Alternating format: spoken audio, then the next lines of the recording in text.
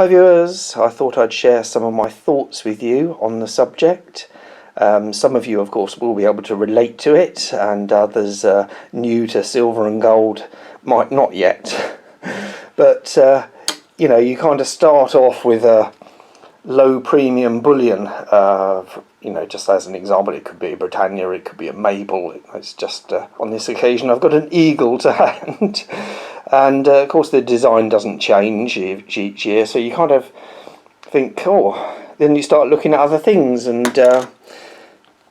even these are low premium, but then what happens, of course, they produce the Robin Hood, and then of course there's others that go with it, and you think, oh, I should buy the whole series. And then of course that's what happens with multiple series, you know, like this series of koalas there, date run. And of course you end up sometimes trying to get the back dates, which obviously cost you a small fortune if you do that. And you know, once you get into silver bullion, there's literally a whole rabbit warren of avenues to go down. You know, so you start off with a low premium piece, and you just end up in this massive rabbit warren of things to collect. And if you're by nature a collector, you know, this stuff can be pretty addictive, really. Here's a coin I couldn't find the other day for a video, but I've just come across it. The 2013 stock horse. I thought I had more of them, but I think this might be my last one. And again, that's another series, you know. I think 2013 was the first year, so then you want all the others in the series, one each year. And of course we're currently on the, is it the Brumby, I think, which I haven't bought. And like I said, you go down these avenues that lead you off in all these tangents, and you see another silver piece and you think, oh yeah, I've got to have one of them, a 20-ounce bar. I've got to have a 20-ounce bar. So you end up getting a 20-ounce bar. Luckily I bought this when the spot was much lower. And then of course you, if you're like me and a collector, as well as just a stacker of you know, low premium bullion, you know, you start looking at the coinage, the silver coinage, and then you're trying to source all these kinds of coins, like this Peru un Sol.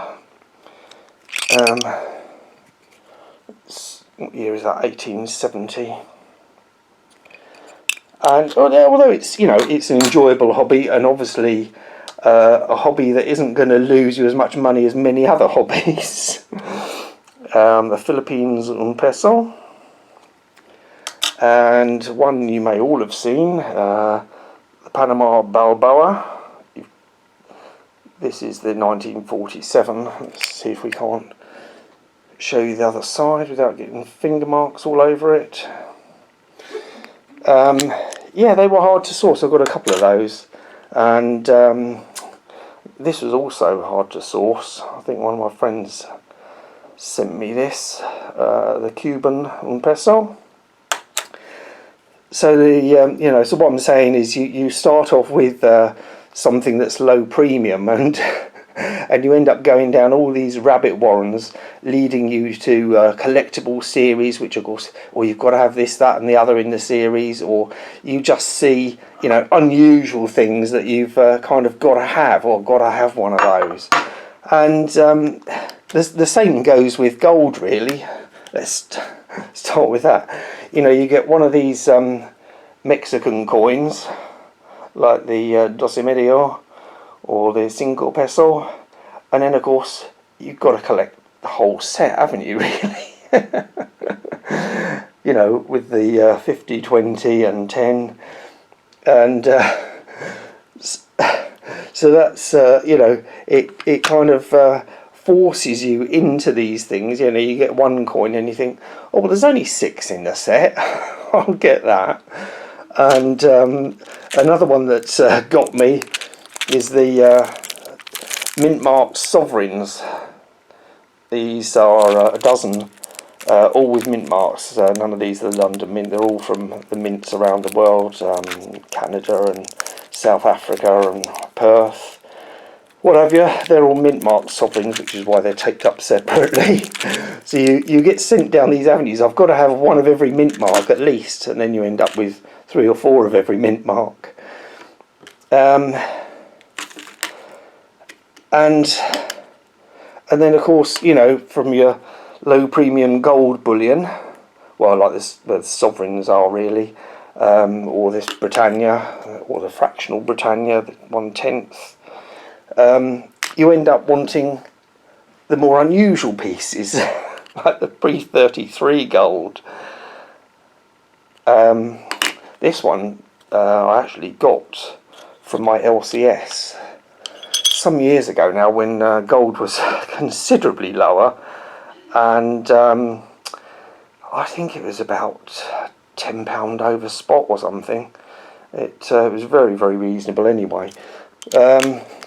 Yeah, and then of course you want to kind of try and find the things that no one else has got, or I do, and some of you may have seen it in a previous video.